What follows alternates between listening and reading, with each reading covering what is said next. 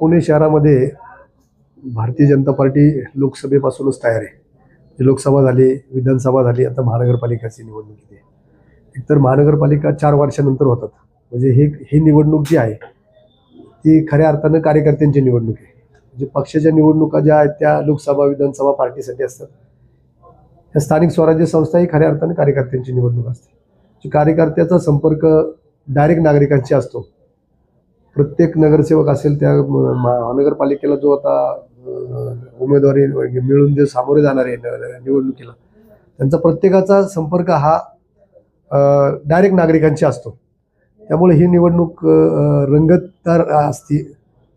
आणि पुणे शहरामध्ये भारतीय जनता पार्टीचं एवढी मोठी कार्यकर्त्यांची संख्या आहे, त्यामुळं अतिशय सोपी आणि भारतीय जनता पार्टीचे 100 ना 120+ नगरसेवक निवडून येतील अशी परिस्थिती आता पुणे शहरामध्ये आहे. प्रभाग क्रमांक 20 हा भारतीय जनता पार्टीचे पूर्वीही 4 नगरसेवक होते. आताही भारतीय जनता पार्टीचे 100% 4च्या 4 नगरसेवक असतील आणि ते निवडून पण येतील. त्यामुळे इथं शिंदे सेनेचं उमेदवारी द्यायचा प्रश्नच येत नाही, कारण तिथं ते पूर्वीचेच भारतीय जनता पार्टीचे कार्यकर्ते नगरसेवक आहेत. त्यामुळे ते आमच्याबरोबर त्यांचे कार्यकर्ते राहतील बरोबर. महानगरपालिकेच्या माध्यमातून सुरुवातीला 2012ला ज्यावेळेस मी नगरसेवक झालो त्यावेळेस प्रथमतः कचऱ्याची समस्या खूप होती. तर मी बायोगॅस प्रकल्प उभा केला. त्यानंतर एक महानगरपालिकेची शाळा जे इंग्लिश मिडियमची सर्वसामान्य मुलांना इंग्रजी शाळेत जाता यावं म्हणून एक हैबतराव शिळीमकर नावाने एक बेबीवाडीमध्ये शाळा सुरू केली. त्याचबरोबर नागरिकांच्या आरोग्याच्या समस्या जास्त भेडसावत होत्या.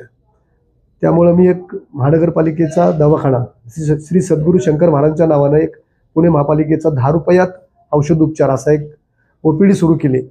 आणि त्याचबरोबर एक माझी त्या दवाखान्याबरोबर एक नेत्रालय म्हणून एक दवाखाना मी सुरू केला. तोही आता चांगल्या पद्धतीचा चालू आहे. लोकांनी 4,500 लोकांनी गेले 5 वर्षामध्ये डोळ्याचे ऑपरेशन करून घेतलेत. आणि त्याचबरोबर दुसरे आरोग्याच्या सुविधा आम्ही पुरवल्या जातात. आणि या भागामध्ये तुम्हाला माहिती आहे एक मोठं नाट्यगृह झालं आहे. परत KK मार्केटच्या तिथं तर आम्ही महिला उद्योगासाठी एक मोठं मुलींसाठी एक नर्सिंग कॉलेज म्हणजे निवासी नर्सिंग कॉलेज असं एक उभं करतोय. त्याचबरोबर या भागामध्ये आमच्याकडं गार्डनसाठी जागा आरक्षित पूर्वी ज्या होत्या त्या निवासीकरण केलं गेलं. त्या ठिकाणी आता आपल्या अण्णाभाऊसाठीच्या शेजारी एक मेट्रो स्टेशनची जागा आरक्षित होती. मेट्रो आपली भुयारी असल्यामुळं त्या ठिकाणी मोठ्या प्रमाणात एक आम्ही गार्डनची व्यवस्था करणार आहे. अशा पद्धतीच्या मागच्या बी झाल्या तर काय पुढच्या बी आमच्या काही संकल्पना आहेत. त्या महानगरपालिका झाल्यानंतर नक्कीच आमची भारतीय जनता पार्टीची सत्ता या महापालिकेमध्ये पुन्हा पुणे शहरातले नागरिक निवडून देतील.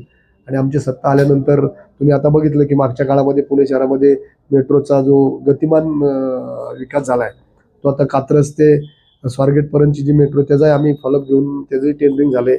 आता ती स्वारगेट ते शिवाजीनगरपर्यंतची जी मेट्रो आहे ती सुरू झाली आहे. अशा पद्धतीचं मेट्रोचंही जाळं पुणे शहरामध्ये अतिशय वेगानं विस्तार होतोय. त्याचबरोबर नदी सुधार प्रकल्प म्हणजे जे पुण्यातने मुळा मोठा नदी जाते त्यासुद्धा एकदम त्याचं पाण्याचं बी शुद्धीकरण आणि मैला पाण्याचं शुद्धीकरण केंद्र बरेच उभे केलेत. आणि भविष्य काळामध्ये बी त्या नदी सुधाराचा प्रकल्प अतिशय मोठ्या वेगाने मार्गी लागेल. त्याचबरोबर पाणी पुरवठ्याचा जो विषय होता पुणे शहरातला तो आता 24/7चं जवळपास 90% काम पूर्ण झाले. म्हणजे लाईन झाल्या, ते टाकीची कामं पूर्ण झालीत. तोही आता 100% पाणी पुरवठ्याचा प्रकल्प उभा राहतोय. त्याचबरोबर कचऱ्याची व्यवस्था अनेक कचऱ्याचे बायोगॅसचे प्रकल्प असतील, सुक्या कचऱ्याचं विलिनीकरण असेल, अशा पद्धतीचं भरपूर पुणे शहरामध्ये कचऱ्याचं पण विघटन चांगल्या प्रकारचं होत आहे. त्याचबरोबर आता पुणे शहराला नवीन गावं काय तयार झालीत त्याबद्दल मी पाणी पुरवठ्याचं तयारी व्यवस्थित केलेली की खेड्यापाड्यातनं पाणी जाईल, त्यातला कचरा व्यवस्थित उचलला जाईल. आणि पुण्याची मेन समस्या जी आहे वाहतुकीची, ट्रॉफिकची, त्यावरती पण चांगल्या प्रकारचे भारतीय जनता पार्टी असतील, आमचे केंद्रीय मंत्री मुरली अण्णा मोहोळ असतील, चंद्रकांत दादा असतील, माधुरीताई असतील, यांनी बसून आगामी काळामध्ये वाहतुकीचा समस्या सोडवण्यासाठी राज्याकडे पाठपुरावा चालू केलेला आहे. राज्य शासन आणि पुणे महानगरपालिकेचं शासन असं दोघं मिळून चांगल्या पद्धतीचा मार्ग काढण्याचा प्रयत्न चालू आहे. पुणे शहराचा आता आपण बघितलं की 168 किलोमीटरचा पुण्याच्या एक भोवतीने एक रिंग रोड होतोय.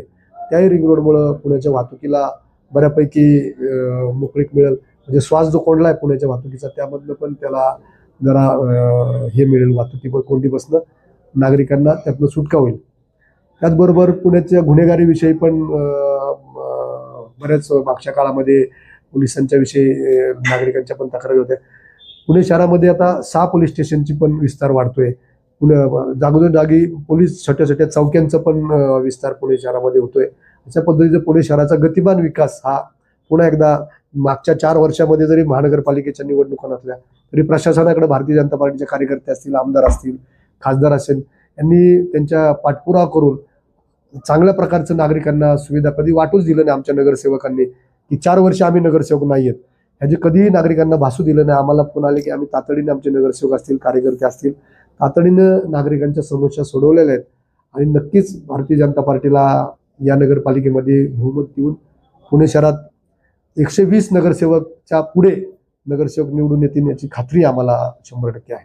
माझी ही 24 वर्षापूर्वी मी महानगरपालिकेत भारतीय जनता पार्टीची निवडणूक लढवली आणि सलग मी निवडणुका भारतीय जनता पार्टी चिन्हावरती लढवते.